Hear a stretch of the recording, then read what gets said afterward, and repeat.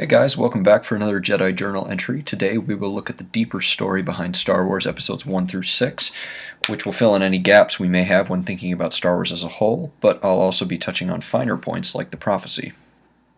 The first thing to understand about Star Wars is that this is an archetypal story of rebirth, tragedy, and quest. This brand of story has many different styles of representation, but they are storylines that are universal to the human experience.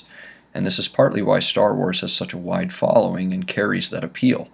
This archetypal story we will be looking at today is the story of death and rebirth. It is the story of the Old King, the tyrannical king, and the young king. The Old King is a powerful spirit of great wisdom that created the world as it exists. He is the embodiment of everything that was good and noble and true. But the Old King is blind. He doesn't see what he could see because he's a construct of the past. He's out of date and can't update to the present. And so he doesn't operate well in the present. He was great when he was young, but he isn't young anymore. So he turns a blind eye to the tyrannical king because he can't see very well. He can't see the danger around the corner that if he were still young and functioning properly that he would be able to. This figure is essentially the embodiment of the law of entropy. Things continually break down over time and they don't function as well as they used to, right? We all start out new on the job doing everything by the book, but as time goes on and we get a little more complacent with our jobs or our education even, we start to slack. It's a more relatable example, but this happens in structures everywhere all the time. The Old King always has an evil brother because the state always has a tyrannical element. Because the state always deteriorates over time, just like anything. Remember the example with our education or the jobs that we work, eventually we're not doing things properly anymore. Again, it's the law of entropy. Things break down over time. The state takes on more responsibility that it can handle, like, for example, the Roman Empire expanding too far, or the power draws the corrupt who use the state for their own means and don't do the job that their office needs to do. And when the state doesn't do its job, everything falls apart. The tyrannical king is always scheming to overthrow the old king, because that's the perpetual nature of corruption. Things can always be corrupted. There's always that potential, and due to the old king's lack of sight, he is overthrown and replaced by the tyrannical king, who brings about death and misery with his reign. But just the same as entropy encroaches, so does the truth. This is where the young king enters the scene. He's the embodiment of goodness, like the old king was, except he's young, so he has vision, and he is the one who can integrate the wisdom and virtues of the past with the rules of the present. He goes into the underworld to find the dead king, the old king, and he restores sight to him, and together they can defeat the tyrannical king. And then those superordinate principles, the thing that the rules are built on top of, are restored. The corruption is gone, and things ideally function as they are supposed to. Some of you may already be piecing together everything from that account, but it's important to understand that archetypal story because those are the characters we have in Star Wars. It's also the characters we have in, an easy example would be the Lion King. Mufasa would be the old king, and while he's strong and noble, he's also blind to his evil brother Scar's schemes for domination. The evil king overthrows the old king, then the young king comes back, this would be Simba, comes into his own and integrates the wisdom and principles from his father, Mufasa, but with the enhancement of youth and clear vision and strength, and he's able to push Scar out of the kingdom and bring balance back to his father's kingdom. In Star Wars, we have the Old King, which is represented by two things. Number one is the Republic, and number two is the Jedi Order. Both are everything good and noble about the past. They are the virtues that we should aspire to. They are responsible for the stability that is being experienced. But they are a construct of the past, and so they're bogged down by their age. Remember, it's the law of entropy. The Republic is under the control of bureaucrats, who are, as Palpatine put it in Episode 1, greedy, squabbling delegates with no interest in the common good, and that the Chancellor has little real power to effect change, as the bureaucrats are the ones in charge. The Jedi Order, in turn, has become too intertwined with the Republic and is blind to the return of the Sith and to the imminent fall of civilization. This is stated in Episode 1 and then again more outright in Episode 2, where Mace and Yoda talk about having lost their clairvoyance. Again, the old king is blind. So anyway, the rules of the Jedi Code are in place to make it as easy as possible to serve the Force. That's why we have the age cutoff, right? It's there to bring children into the fold when they are too young to really have any emotional attachments. The rules about love being forbidden are to prevent you from forming profound attachments that may cause you to act out of passion and invoke the dark side. It's also there because a love of life can get in the way of your duty as well, but it's also the first part.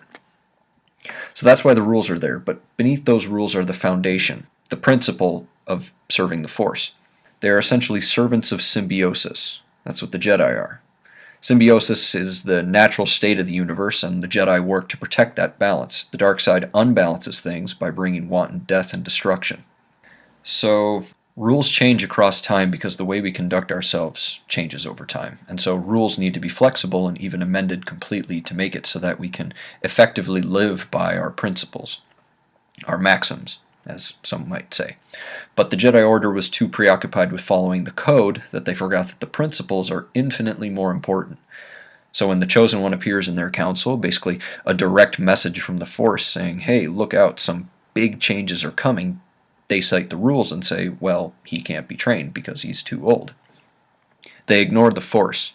They ignore their principles because they're more concerned with the code and their rules. They miss the forest for the trees, so to speak.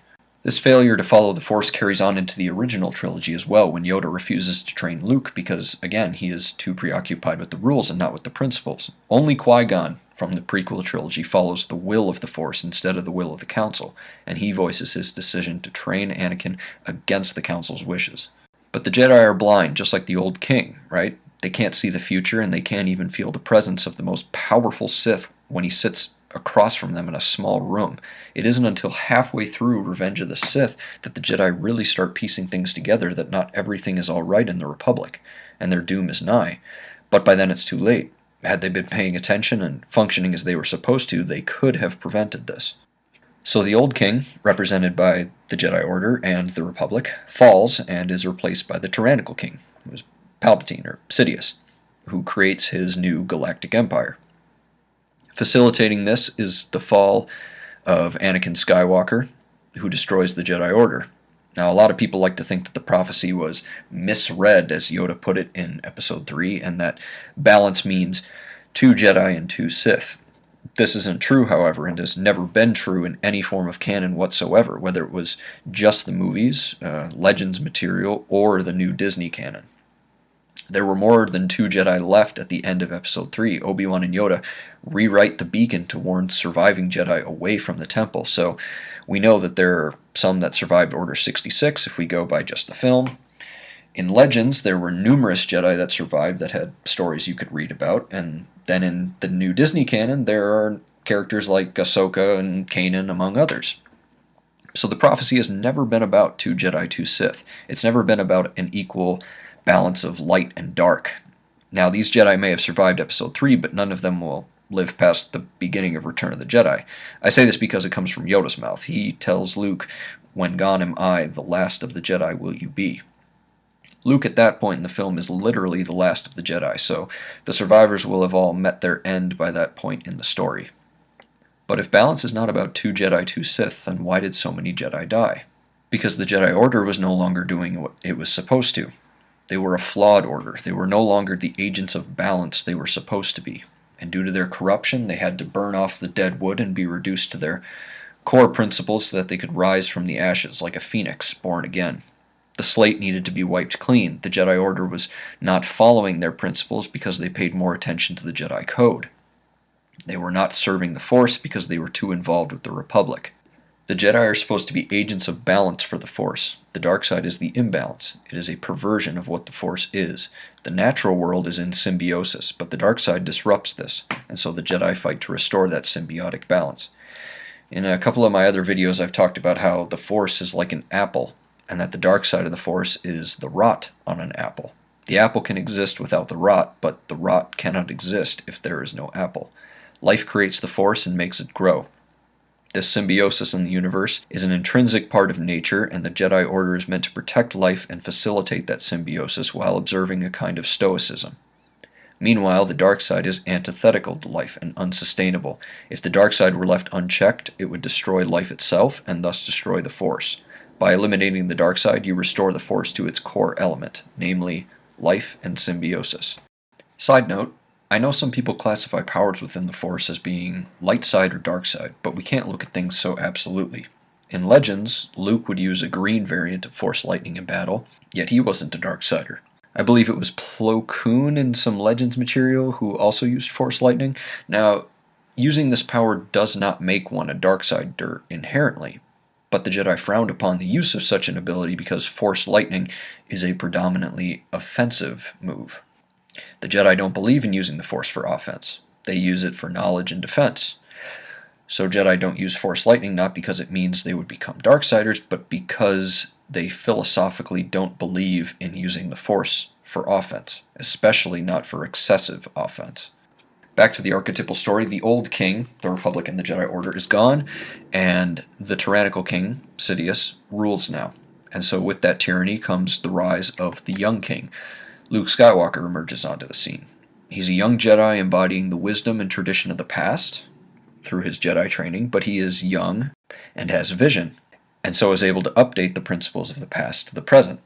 Luke goes on the hero's journey as outlined by Joseph Campbell in The Hero with a Thousand Faces, and comes into his own as a Jedi. He's not very good in Empire Strikes Back, but by the beginning of Return of the Jedi, I would put his skills somewhere around prequel-era Jedi Knight level. If you watch the fight on Jabba's sail barge, you'll see what I mean. Everybody else is hanging off the side of the skiff, and Luke is single-handedly taking out Jabba's entire army.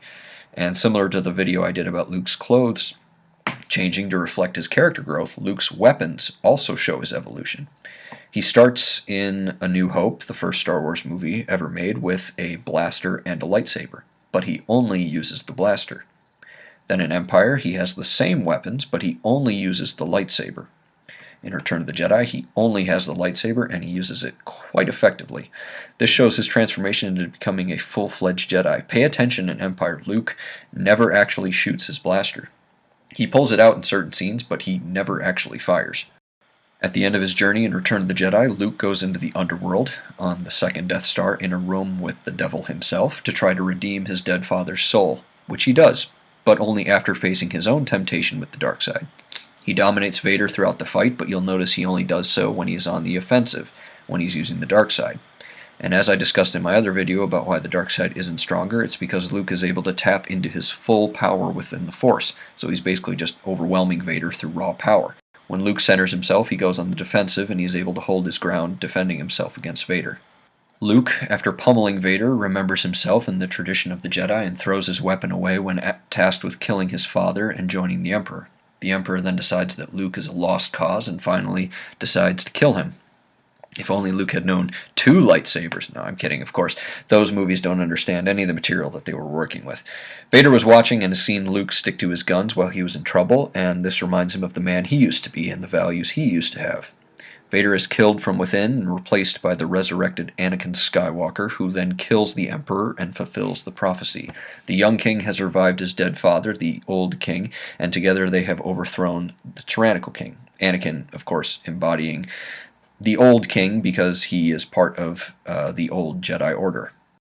The prophecy creates confusion for some people, but if you watch 1 through 6, you will see all you need to understand it. At the end of 3, the corrupt Republic and the corrupt Jedi Order have both fallen, and evil now reigns. This was necessary because these 2 institutions were not performing how they were supposed to, and they collapsed when they were tested.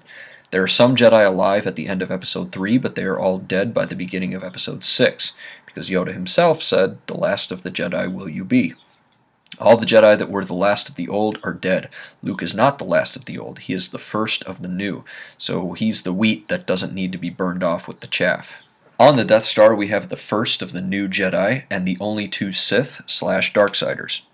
Anakin reemerges from within and from a psychological perspective kills Vader. That's 1 Sith defeated. Then Anakin picks up Palpatine and throws him down the chasm and ends him. That's 2 Sith defeated. All of the Sith, all of the Darksiders have been destroyed. The imbalance has been all but removed. But the prophecy has not yet been achieved, because the corrupt Jedi Order is not dead yet. It's with Anakin's death that the prophecy reaches its conclusion. Anakin being the last of the old Jedi from the corrupt order, and so his death leaves the galaxy in a state with 1 true Jedi and no dark side. And so from that, balance has been restored to the Force.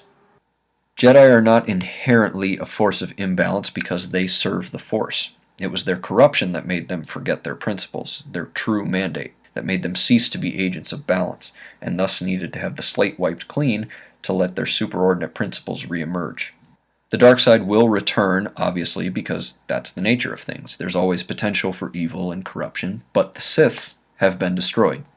Remember that this is part of the prophecy. Destroy the Sith and bring balance to the Force. There are only ever two, so with Vader and Sidious dead, that's the end of the Sith lineage. So going forward, there shouldn't be any more Sith characters.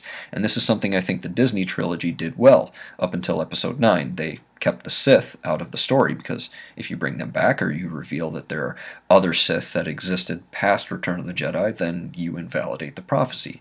You can have Darksiders, they just won't be Sith.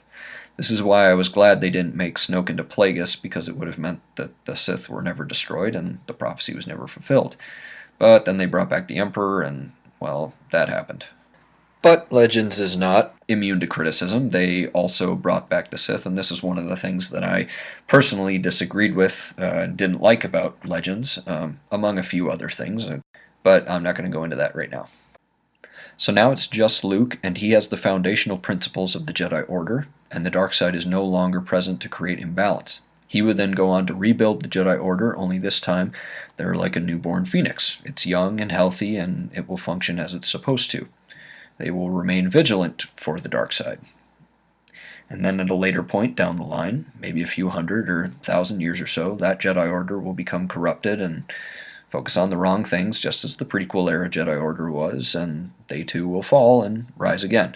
Because again, that's the law of entropy. Things decay over time, but Disney went the wrong route in making that happen almost immediately after the victory of Episode 6. I personally think that they should have given it a little bit more time and let both the Republic and the Jedi Order kind of reach more of a golden age and before facing the same old trouble again. The basic gist of Star Wars is that you grow up and you take the knowledge and wisdom of the past and you integrate it to the present to make yourself an honorable person. You use those time-tested lessons to give yourself some solid ground to stand on when times are tough and you're faced with decisions, big or small. You take care of yourself, you take care of your family and your loved ones. You revive the wisdom from the past, and you stand up to face the world even when it's been plagued with evil. Well, this concludes my thoughts on the deeper story behind Star Wars. If you enjoyed what I had to say, click the like button down below. Subscribe for more of my content, which will be coming soon. If you want to receive notifications of when that will be, hit the little bell icon down below as well so you won't miss the next one. Thanks for sticking around, and I'll see you all next time. May the Force be with you.